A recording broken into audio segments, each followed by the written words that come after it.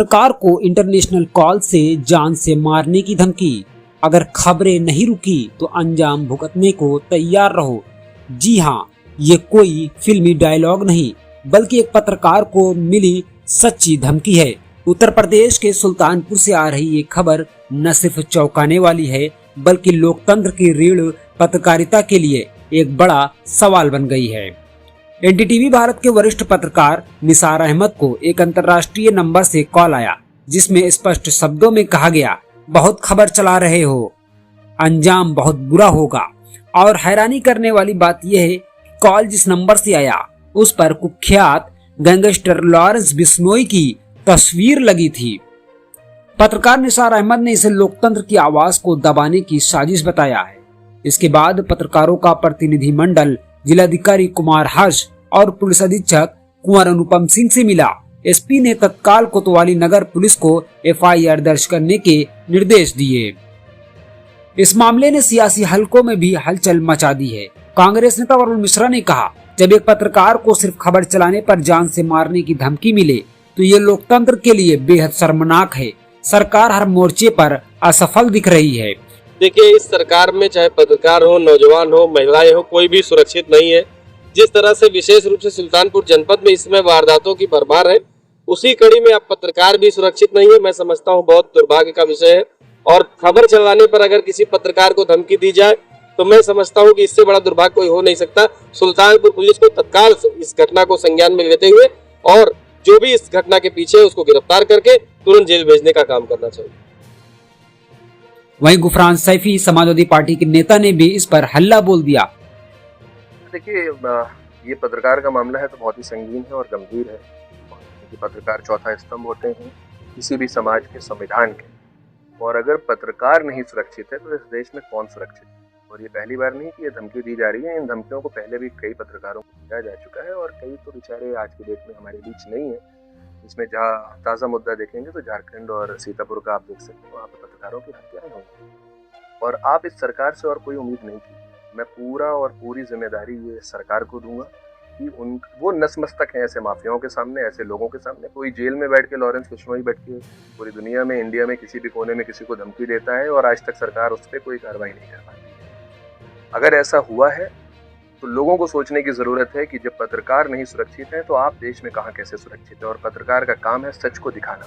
अगर ऐसे पत्रकारों के ऊपर ऐसे धमकी भरे मैसेजेस आते हैं या कॉल आती है तो मैं उम्मीद करता हूँ हमारा प्रशासन और पुलिस, क्योंकि हमारे कप्तान साहब तो बहुत ही डायनेमिक और डिसिप्लिन्ड है, मुझे उम्मीद है कि वो ज़रूर कार्रवाई करके निकाल लेंगे कि कहाँ से आई है, कैसे आई है। और जिसने भी इसके पीछे जिसका भी हाथ है उसके लिए सख्त से सख्त कार्रवाई होना बहुत ज़रूरी है कि आगे चल के ऐसा कदम कोई हमारे पत्रकार भाइयों के लिए, खासतौर से जो सुल्तानपुर में हमारी आवाम के बीच में सही मैसेज लेके, सही न्यूज़ लेके आते हैं, अगर उनके साथ ऐसा होता है तो मैं ये आपको विश्वास दिलाता हूँ एज एन सिटीजन, एक नागरिक के तौर पे, कि आवाम भी आप लोगों के साथ इस आवाज़ को उठाएगी और आपके मुद्दों को जहाँ तक लड़ना होगा लड़ेगी।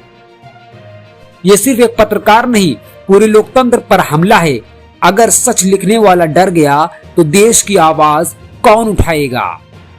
क्या पत्रकारिता डर के साए में होगी? अब सवाल उठता है, क्या कलम को डराकर खामोश किया जा सकता है?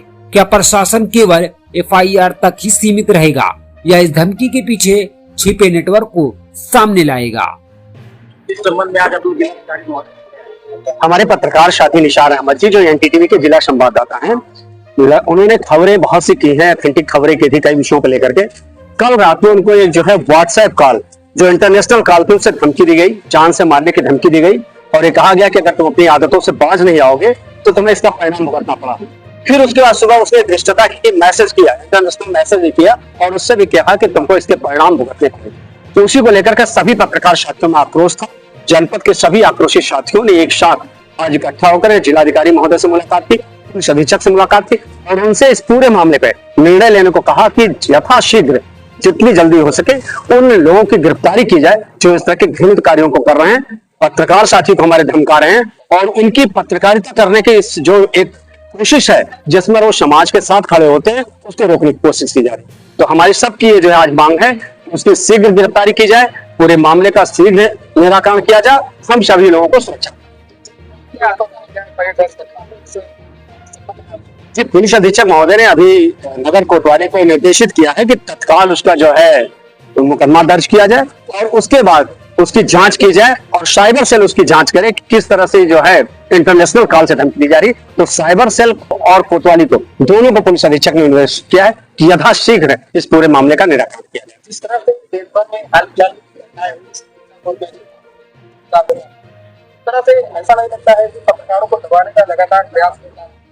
देखिए, मैं इस बात को कहूंगा कि आज से नहीं पहले भी हम लोग तो पीड़ित अपने तो पिछले 15-20 सालों से हैं।